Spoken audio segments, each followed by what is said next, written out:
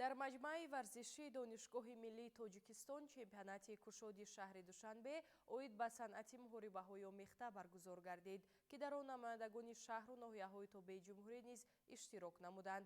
Рақобати варзишгарони синашон аз 16 то 20 ду рӯз идома карда, беҳтаринҳо ба мусобиқаҳои ҷумҳуриявӣ роҳ ёфтанд.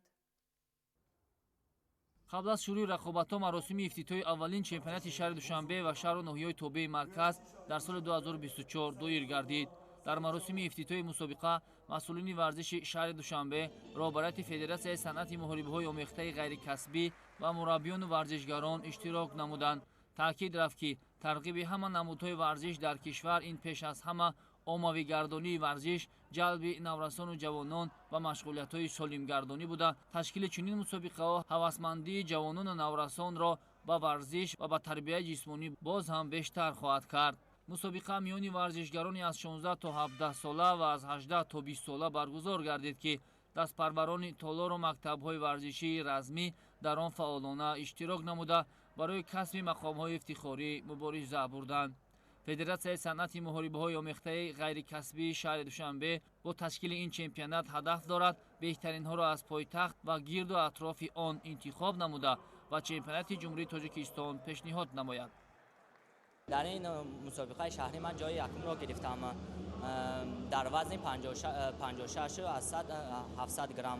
من در آینده نقشه ها دارم که چمپیون جهان و پرچم جمهوری تاجیکستان را بردارم.